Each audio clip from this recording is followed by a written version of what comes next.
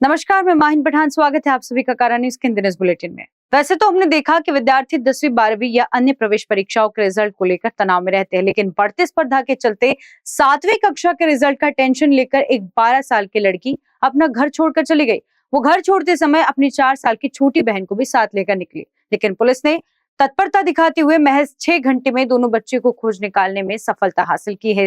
हालांकि इस मामले के चलते पुलिस को जमकर भागदौड़ भी करनी पड़ी, परंतु दोनों बहनों के सुरक्षित मिलने से पुलिस विभाग ने भी राहत की सांस ली है, जिसके बाद बच्चियों को उनके पालकों को सुपुर्द किया गया है। ये घटना गुरुवार को नंदनवन थाने के तहत हुई, जहां 12 वर्षीय बच्ची के माता पिता दोनों निजी नौकरी करने वाले मध्यम वर्गीय परिवार से है। उसका शुक्रवार 2 मई को 7वीं कक्षा का रिजल्ट आने वाला था। इसके चलते वो तनाव में थी। वो शाम को 6 बजे अपनी 4 वर्षीय छोटी बहन को लेकर दादाजी के साथ बगीचे में खेलने जाने की जानकारी देकर घर से निकली।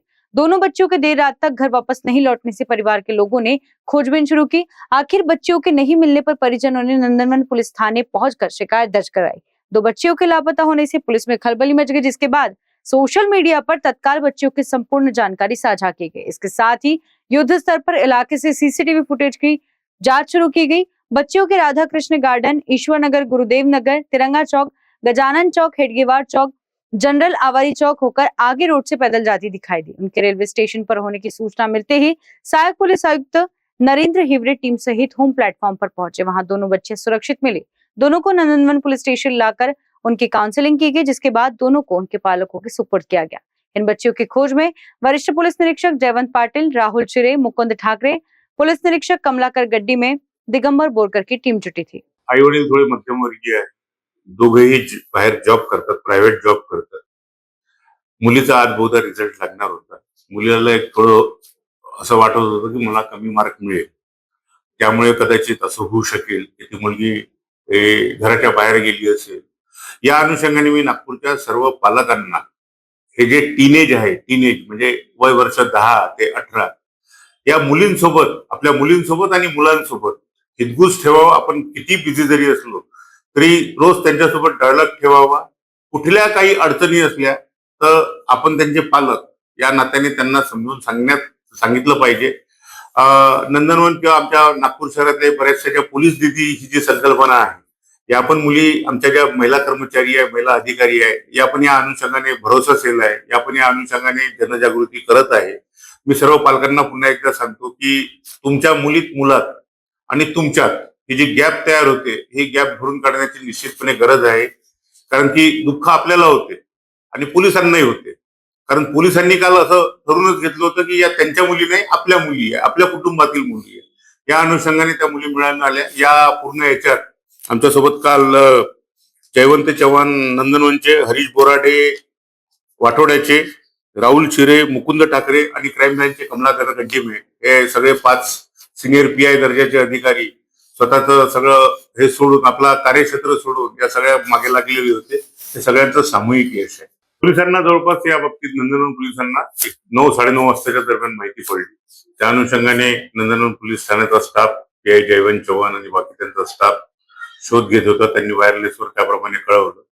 वायरलेसवर कळवल्यानंतर माननीय पोलीस आयुक्त डॉक्टर रवींद्र सिंगल साहेब आणि आमच्या धोनपूरच्या डीसीपी रश्मिता राव मॅडम यांनी पूर्ण सगळ्या झोनपूरच्या सर्व अधिकाऱ्यांना आणि त्यांच्या स्टाफला बाहेर येऊन सगळा शोध घेण्याबाबत सांगितलं.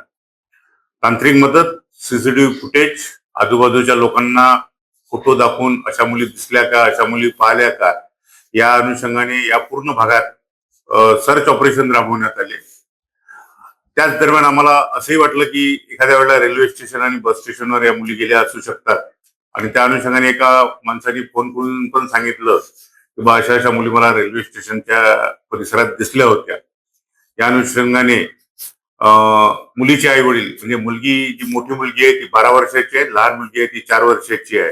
घरच्या कुठल्या तरी कारणाने किंवा अजून आम्ही त्यांना त्यापर्यंत विचारलं नाही, कारण रात्री ज्या वेळेला पुरी घेऊन आलेलो आहे त्यामुळे थोडंसं त्यांना बरं वाटत नव्हतं आणि रात्रीची वेळ असल्यामुळे आम्ही त्यांना प्रॉपरली विचारपूस केलेली नाही. त्या निघून गेल्या होत्या. मात्र मग गणेशपेठ पोलीस ठाण्याचे जे बीट मार्शल आहे अनुप पुराडे आणि श्री कृष्ण कुंडगीर यांनी तो कॉल ऐकला आणि त्याप्रमाणे त्यांनी सांगितलं की आम्ही या भागात आहोत. मग आम्ही त्यांना सांगितलं की बा प्लॅटफॉर्म नंबर 8 चेक करा. तर तेव्हा त्यांचं जाणे आणि आमचेही जाणे एकत्र झालं. त्या मुली सुखरूप तिथे होत्या, त्यांच्यासोबत कुठलाही अनुचित प्रकार घडलेला नाही. आणि ती मुलगी जी आहे ती मोठी 12 वर्षाची, तिच्यासोबत तिची लहान बहीण 4 वर्षाची, ते दोघेही बऱ्याच असं म्हणजे नंदनवनवरून निघून पायी पायी रेल्वे स्टेशन पर्यंत पोहोचलेला होता. त्यात कुठलाही अनुचित प्रकार घडलेला नाही. सीसीटीव्ही फुटेज पाहिलेले आहे किंवा त्या अनुषंगाने पाहिलेलं आहे, पण असं कुठेही ऑटोनी कारनी अशा कुठेही त्या मुली गेलेल्या नाही. त्या मुली स्वतः पायी पायी चालत गेलेल्या नाही. कारण नंदनवन कुठून जर जायचं आहे रेल्वे स्टेशनवर तर बट नॅचरल आहे की ते मुख्य प्रवेशद्वारातून रेल्वे स्टेशनवर जाण्याच्या ऐवजी शक्य होऊ शकेल की ते इकडनं गेले असेल. कारण त्यावेळेला संत्रा मार्केट कडून गेले असेल. संत्रा मार्केटचं गेट म्हणजे ते 8 नंबर येते. आणि त्या अनुषंगाने आम्ही काल रात्री नाईट राऊंड म्हणून निकेतन कदम साहेब होते, त्यांच्या मार्गदर्शनात आणि क्राईमचे राहुल माकणीकर साहेब आणि पाटील साहेब, डीआयजी क्राईम पाटील साहेब यांच्या मार्गदर्शनात सुद्धा ऑपरेशन राबवण्यात आले. त्या अनुषंगाने आम्ही एक आरसीबी पथक पण बोलवलं होतं की जे रेल्वे स्टेशनचे पूर्ण कानाकोपरा म्हणजे 40 लोकांचे जे आरसीबी पथक होतं आमचं, त्यांच्यासोबत बर्डी आणि सदरचे अधिकारी लावून पूर्ण रेल्वे स्टेशन परिसरात पण कोम्बिंग ऑपरेशन सुरू करणार होतो.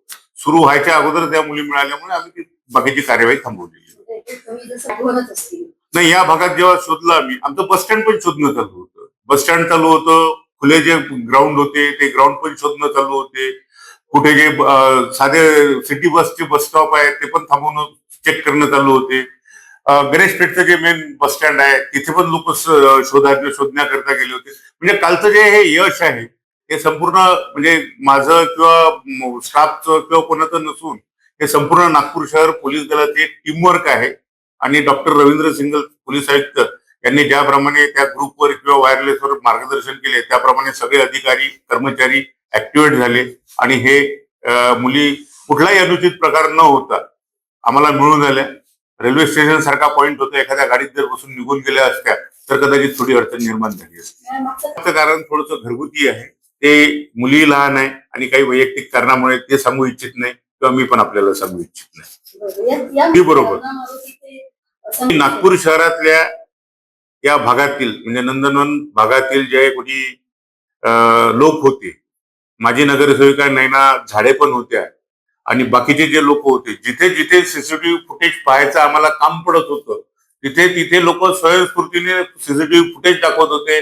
आम्ही त्यांना दाखवलं का रे मेट्रोचे खोदकाम चालू आहे, इथे कुठे मुली बॅरिकेडच्या मागे लपून बसल्या असेल किंवा या बगीच्यात पहा, या गार्डन मध्ये पहा किंवा या बस स्टॉपवर जाऊन पहा. म्हणजे असं झालं की आमचे 2 पोलीस कर्मचारी यांच्यासोबत 10 लोक सर्चिंग करत होते. त्याच्यामुळे या भागातील म्हणजे परिमंडळ क्रमांक 4 म्हणजे प्रॉपरली नंदनवन, सक्करदरा, इमामवाडा या पोलीस ठाण्यात जे लोक राहते, काल त्यांनी आम्हाला त्या ऑपरेशन मध्ये मदत केली, त्यांचे सुद्धा मी या अनुषंगाने आभार व्यक्त करतो. आणि सगळ्या नागपुरातील सर्व जनतेला मी असं पण आवाहन करतो की त्यांनी ज्या वेळेला असं कुठलाही प्रकार होते त्यावेळेला पोलीस आणि जनता हा असा भेदभाव न ठेवता पोलीस मित्र किंवा पोलीस दूत या अनुषंगाने पोलिसांच्या खांद्याला खांदा लावून काम करावं.